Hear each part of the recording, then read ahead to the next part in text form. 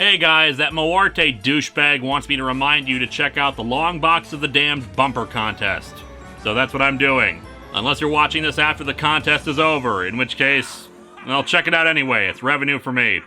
Hello and welcome to Atop the Fourth Wall, where bad comics burn. Patreon-sponsored review time again, and of course it's something that makes all of you guys happy, mother-lovin' JoJo references. Yes, it's time to close out what I started in 2017, the first season of JoJo's Bizarre Adventure, aka the first part of Season 1, aka Phantom Blood, aka the part nobody cares about because it isn't Stardust Crusaders. I'm exaggerating a bit with that, but there were quite a few people who were sad that I wasn't covering Stardust Crusaders in the original review, since plenty of the stuff that gets established in Phantom Blood is kinda tossed aside by the time the series gets there. Haman energy in particular, focusing instead on stands, spirits that individuals can summon to fight on their behalf. Ugh, such a ripoff of the Shinji Ikari Detective Agency. However, one of the factors that does connect all this is Dio, whose name would be more aptly be douchebag. For no real reason other than he's a prick, Dio wanted to usurp the Joestar family, in particular taking out his aggression on the young Jonathan Joestar. However, Jonathan decided to take the Rob Liefeld bodybuilding regimen, and thus at the age of 19, he looks like this. In the original review, I mistakenly called a game of rugby football, but can you really blame me when the guys are built like linebackers? After murdering Jonathan's father, a weird stone mask transformed Dio into a vampire. He proceeded to recruit Jack the Ripper into his ranks while Jonathan was taught the secrets of Haman energy by a man named William Zeppeli, whose own father had originally found the mask years ago. With Zeppeli and another friend, Robert Speedwagon, Jonathan sets off to stop Dio's evil and even manages to kill Jack the Ripper. And yes, a lot of the side characters are named after bands. Let's dig into episodes 5 to 9 of JoJo's Bizarre Adventure and see if Jonathan is the victor, or if it was I, Dio! Welcome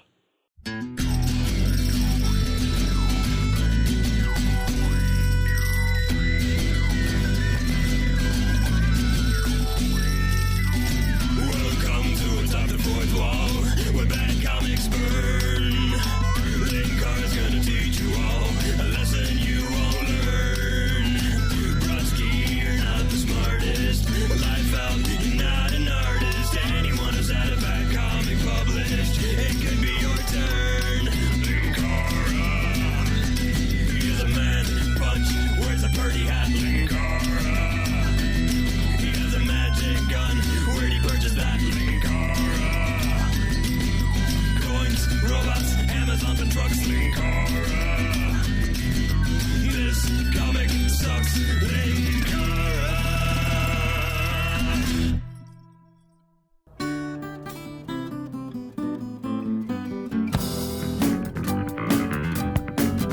We begin with episode 5, The Dark Knights. You know your adventure has gone off the rails when you have not one, but multiple Batmen to deal with. We open on a little Wikipedia entry on the village we're in, Wind Knight's Lot. 住民たちは猟や農耕で生計を立てており、人口は囚人を含めて517名。 That's where I come in. I carry a badge. After the theme song, and informing us that most of the people in this village will be dead soon, so I see we're off to a cheery start, we pick up with our heroes arriving in town. しかし、ディオはこの町のどこかに必ずいる。 Just waiting for the chance to say that we thought it was something else, but it was in fact him, Dio. Zeppeli seems to kick Speedwagon in the dick to try to bring out his Haman energy. It goes about as well as you would think. But then a young boy catapults over to them and swipes all their money in one grab. Both JoJo and Zeppeli are impressed and want to recruit him to the cause, since that kind of ingenuity is useful. This is a weird remake of Seven Samurai. Also, I just realized Jonathan is wearing a pink sweater vest, a red bow tie, multiple layers of ever darker clothing under that, and a backwards cap. There. Sure glad I don't look stupid in this. I mean, it really is impressive when you're next to a guy with a checkered pattern top hat, and you look like the bigger fashion disaster. Anyway, Zeppeli uses his Haman energy to walk on water, so Led Zeppelin knew about a stairway to heaven because they were actually Jesus, and JoJo tries to follow. JoJo! 膝まで濡れるとは波紋エネルギーの蓄積がまだ甘いな。 That's funny. I was thinking he should let himself get wet for the very same reason. They bring the kid down, but he suddenly becomes confused, not sure of how he got there. As the sun sets, it's revealed to be a trap. The kid was hypnotized by Dio, and they're actually in the middle of a graveyard with a bunch of zombies rising up to hold them there. Dio shows himself. 日は落ちた。貴様の命も没する時だ。 Man, what a horrible night to have a curse. They manage to punch their way through the undead, carrying the child, named Poco, away. Zeppeli swears to Dio that he's going to destroy the mask. Hey baby! Bambino. I suddenly realize why people wanted me to use the dub instead. The captions have decided that even when it's actually speaking English, it's really Italian. この腹の傷を癒せば、ジョジョにつけられた負傷は全て完治する。 Considering your last battle with him ended with you burnt to a crisp, I think a stomach scar is a little more than a reasonable trade-off, dude. Incensed by all the murder Dio committed to regenerate himself, Zeppeli attacks and tries to use his Haman energy to make Dio explode. But Dio uses his powers to freeze the blood in Zeppeli's arm. Haman needs to flow through blood to work, and literally freezing his blood vessels has canceled the attack. JoJo tries to intervene to save Zeppeli, but the ensuing struggle just ends with Zeppeli severely injured and JoJo's arm partially frozen. Dio summons up two undead warriors of incredible strength to finish off our heroes. Dio's been a vampire for like a week, and already he's got like a bajillion superpowers. Can't call him a slow learner, that's for sure. While Speedwagon tries to use his body heat to thaw Zeppeli's arm, one of the warriors uses their hair as a weapon to attack JoJo Uzumaki style. The other warrior draws out a blade literally bigger than JoJo's body. 何かを秘めている。多くの人間を見てきた俺には、その圧倒的な何かを感じる。 Mostly it's just weird fanfic pairings. The two zombie knights are called Tarkus and Blueford, and the narrator gives us a whole history lesson on the two and their connection to Mary, Queen of Scots, trying to sacrifice themselves to save her from execution, but ending up dying for nothing. On the executioner's block, they swore vengeance on Elizabeth I's family. So naturally, 300 years later, they're all too happy to work for a vampire to defeat some dude unrelated to Queen Elizabeth. I won't try to evaluate the historical accuracy of any of this. It's a show where people have magic powers by breathing properly, summon spirits to aid them, everyone's named after rock bands, and a vampire is summoning zombies and freezing people's arms. There are times when I feel like going, well, actually would be important, and times when you've got to just sit back and enjoy the ride. The two still seem to have some weird sense of honor, though, as Blueford, impressed by JoJo, requests the chance to take him on one-on-one. 奇妙な気分だ。学校で習った僕の前へ怨念を抱えて向かってくる。 This must be Thursday.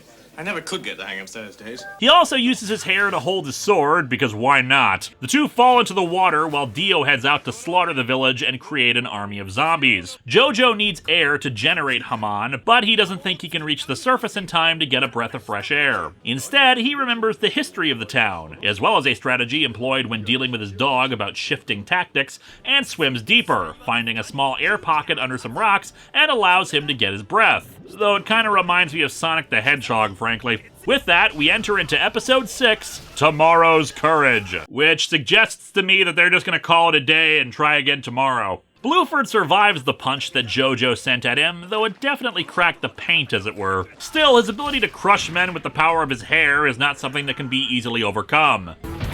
服を破り僕の皮膚に Oh no, so terrible. Blueford goes to cut off JoJo's head, but he manages to free his legs and kick the sword's flat side, transferring Haman energy through the steel and, well, melting part of him. No, Speedwagon, that was his arm. Breaking free, JoJo does a Fist of the North Star multi-punch on Blueford. He recovers, but when he mentions that the pain from his fists is nothing, JoJo halts the fight. As a zombie, he shouldn't be able to feel that kind of thing, but the Haman energy now flowing through him has basically altered his nature. He starts melting away piece by piece, but his soul is redeemed in the process. Blueford thanks Jonathan for his help in removing his bitterness and rage. 300年経った世界の友人よ。 I am Zoo-Smell Poop Lord. Blueford gives his sword to JoJo, which has the word luck engraved on it. On the other side is irony. Blueford adds a P at the beginning to make it pluck. He was gonna add a Y at the end to make it a descriptor, but he ran out of blood. Blueford disintegrates and Tarkus smashes his armor, not caring that his compatriot is gone. 尊敬してはいたが力で殺しまくり破壊し尽くすだけだ Ah, the same logic I use when playing RPGs. As he smashes the area, I can't help but remember that once upon a time, Speedwagon had an Oddjob-style razor hat that would really be useful in a situation like this. Using the Haman energy on a bunch of dead leaves, they... well, this. 人間の体は微量ながら磁気を帯びており生命磁石になっていると考えられる And if your hands were metal, that would mean something. While they float off, Zeppeli recounts how he first learned about Haman energy in India from a doctor, who in turn led him to a temple in Tibet, and the master there, Ton Petty. And of course, his followers, the Heartbreakers. Ton Petty warns that if he follows the path of Haman, he will eventually die doing so, though Zeppeli doesn't mention that part. Tarkus manages to finally leap over to them and destroys their makeshift glider, forcing our heroes to abandon it and land at the ruins of an ancient castle. Tarkus grabs JoJo and chains him to the ceiling. Tarkus apparently fought people before like this. The idea is that the two opponents hold the key to their respective chain collars, and the only way one will escape is if they kill the other. To make matters worse for this little saw trap, the chain is actually connecting them, so when Tarkus charges, it pulls JoJo's half of the chain to strangle him and vice versa. The others are trapped outside the castle, unable to assist, and Poco wets himself. Truly, this child will be an asset to the team. I kid. Poco actually notices a smaller window that he could slip into and get inside, where there's a lever that can open up the door. Gathering his courage, thanks to remembering advice his sister gave him, he heads inside and opens the lever, though takes a hard hit from Tarkus. Once inside, Zeppeli prepares to confront Tarkus, wondering if this will be the day he dies, and ending the episode. We pick up in Sorrowful Successor, with a flashback to Ton Petty training Zeppeli, and reminding us that his continued training will result in his eventual death. Zeppeli asks to know the details of his death so he'll know what to do to fulfill his life's purpose. Gonna be really embarrassing if it turns out it was just him tripping over a lamp cord or something. Ton Petty shows him his destiny in the chamber, where Tarkus and Jonathan are fighting, running headfirst into it so that JoJo can unleash his full potential. Don't worry, I'm sure Zeppeli will stick around as a Haman ghost while JoJo continues his training with, I don't know, Brian May or whoever the Yoda equivalent is here. Weird minor thing, the subtitles have been saying Tarkus up until now, where suddenly it's Tarkus. Admittedly, it sounds like they're saying Tarkus, just weird that all of a sudden they decided to fix it and not on the previous episodes. Zeppeli gets wrapped up in the chain and, well, to continue the Star Wars analogy from a second ago, gets Darth Mauled. Tarkus thinks JoJo is dead too, strangled, but he manages to recover despite a broken neck. However, with the last of his strength, Zeppeli transfers the full force of his Haman energy into JoJo, doing the greatest service of all, destroying Jonathan's outfit. Haven't you guys only known each other for like a couple of days? With the renewed energy, Jonathan is able to pull the chain back to hang up Tarkus, and rip off his own collar with his bare hands. Tarkus' attempts to whip at him with the chain only results in getting his own arm cut off. With two simultaneous punches to the face, Jonathan melts Tarkus. And the best part is that the episode is only half over. Also, Zeppeli is still alive. Sure, he's dying, and there's nothing they can do for him, and his hair is turned white, but the fact that after all this, he's still able to communicate and all that is impressive. My organs! Stay in there! Stay in your home! Daddy needs you! He says his farewells, and they burn his body. 愛してその人を得ることは最上である。その人を失うことはその次に良い。To love and break even is surprisingly farther down the list than you would think. Meanwhile, Dio's busy being a monster. A woman begs him to spare her son, but take her instead. He agrees that neither he nor his minions will harm the child, and he turns her into a vampire, so she murders her own baby instead. You thought a person couldn't sink to horrible new lows, but it was I, dickhead, who can't die soon enough. The other remaining heroes, Poco included, make their way into the village. Speedwagon now sporting Zeppeli's hat, and Poco presumably having changed his underwear. The moon turns purple, which means I'm pretty sure the moon is grape-flavored now. The town has already been turned, as indicated by a person Poco knew who has become some kind of demonic version of Lickitung. Next along the road, they meet two men named Dyer and Strazo, who claim to be old friends of Zeppeli. They hand JoJo an envelope. Ooh, hey, is that money for nothing? No, of course, it's a letter that Zeppeli had sent to the two asking for their help to track down the mask, and what's more, Ton Petty is also with them. They're saddened to learn of Zeppeli's passing, but recognize this was fated to occur, though it also confirms just how powerful Dio has already become. And behold his wickedness and strength as he has changed some people into dogs.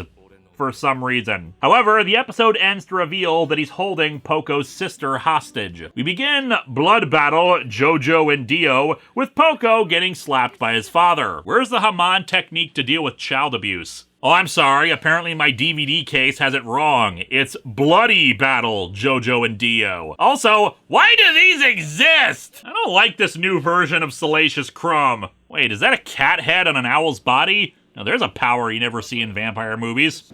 But then time goes on and they replace you with a younger, more hip Rose. Oh god, it's Chodengeki Striker all over again! Dio kills the dog thing, thankfully. When I turned Jack the Ripper into my servant, I did it with some civility, damn it! Dio offers her the chance to become a vampire like him. I get the feeling Dio likes to say "milady" a lot. She slaps him and, well, this thing is hanging over her and drooling on her. Dio introduces this thing as Doobie. Well, good news is that with the name Doobie, there's a decent chance he just wants to get high with you. Fortunately, before Doobie can do anything, our heroes arrive and put an anvil through his head.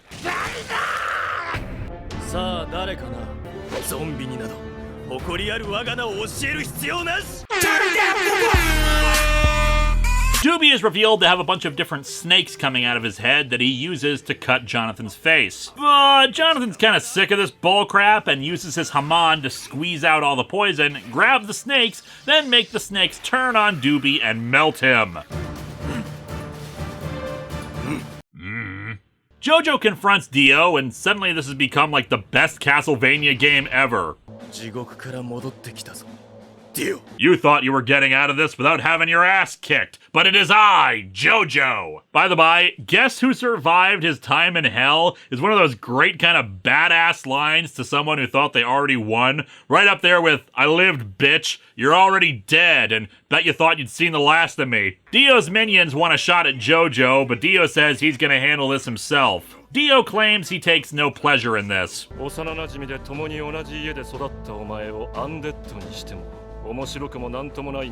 You were poisoning his dad, kicked and killed his dog, and deliberately set out to make Jonathan's life a living hell to the point where he needed to become Liefeldian in his proportions in order to take you down. Don't try to spin this, you douchebag. When Dio asks about Zeppeli's absence, Jonathan does the full Fist of the North Star pointing pose and everything and swears to kill him. However, before JoJo can finally get the big battle on, Dyer steps up, saying he has a prior claim on vengeance for Zeppeli's murder. Dio's gonna need to set up a queue for all the people who want to take revenge on him. However, the show isn't called Dyer's Bizarre Adventure, so using the same freezing technique as before, well... What killed the dinosaurs? The Ice Age! Yeah, shattered like glass. Still, just to continue on our streak of utter badasses who don't let little things like being literally broken into a million pieces faze them, Dyer's head is able to spit a rose at Dio that hits him in the eye. How am I talking without lungs?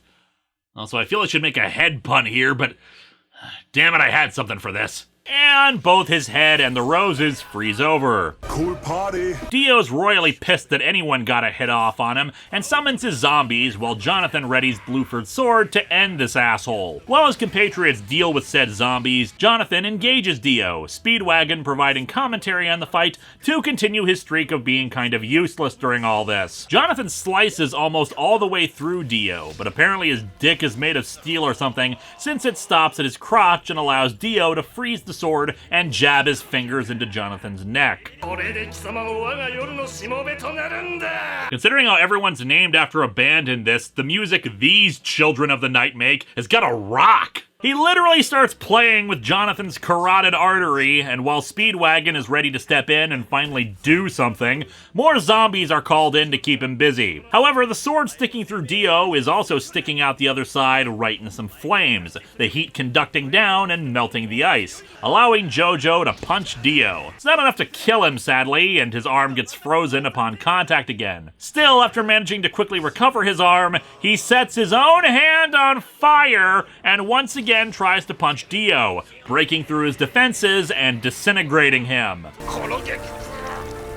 Someone get me some Pepto-Bismol! Dio falls from the parapet, still disintegrating, but disappears below. Despite all that's happened, Jonathan still sheds some tears for Dio. In fact, I shall. I can't fight this feeling anymore.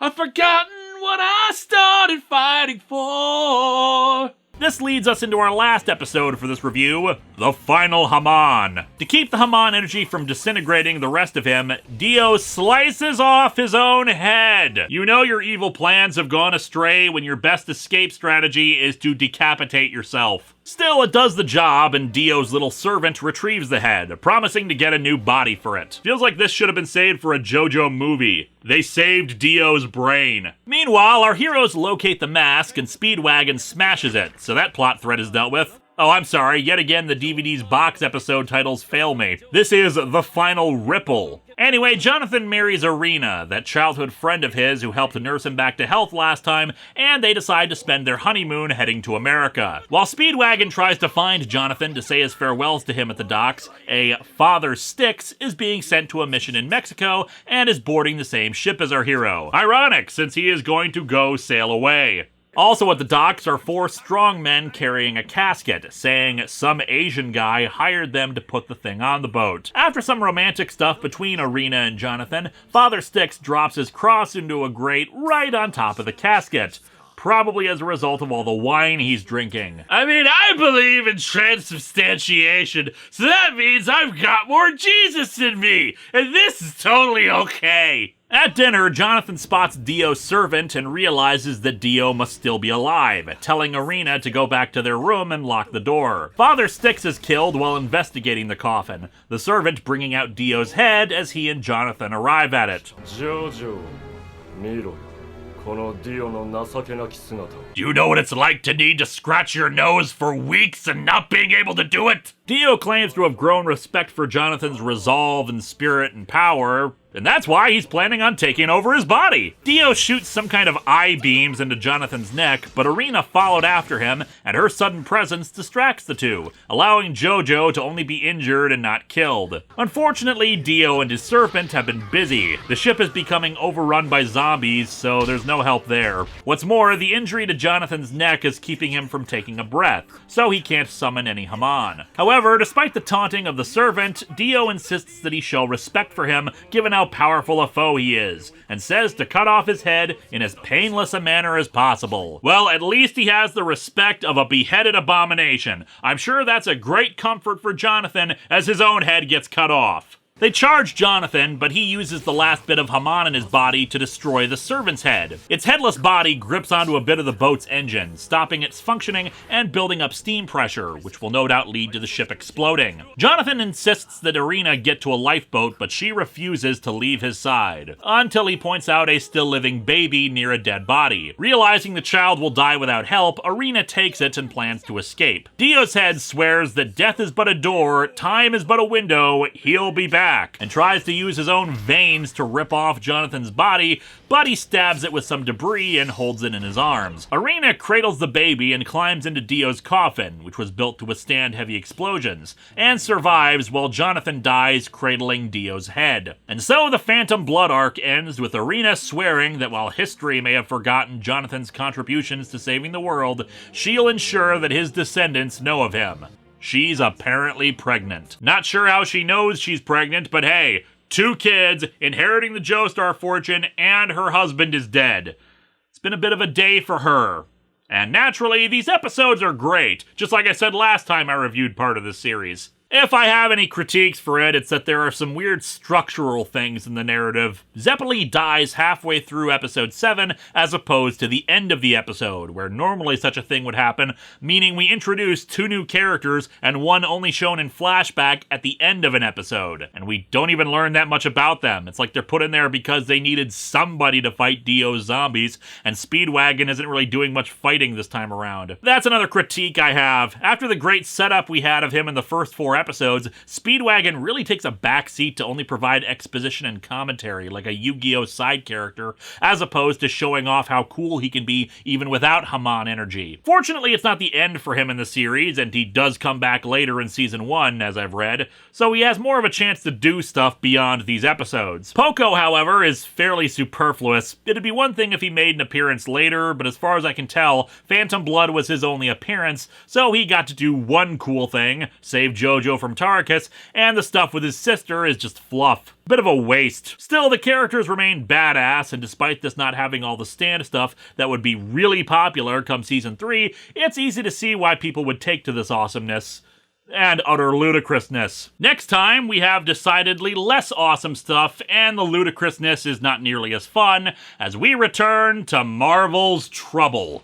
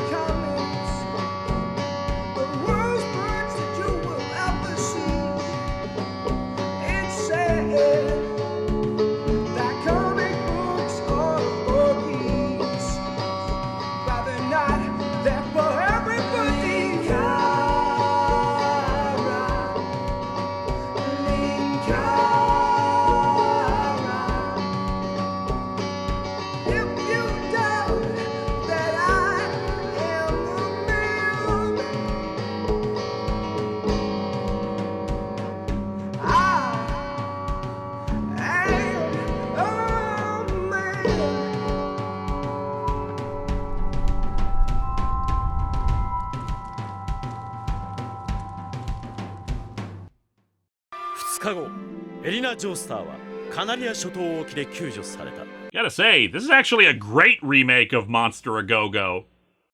Hello my friends, please be sure to like this video, subscribe, hit the bell, and share it with others. And if you get a chance, maybe check out my Patreon.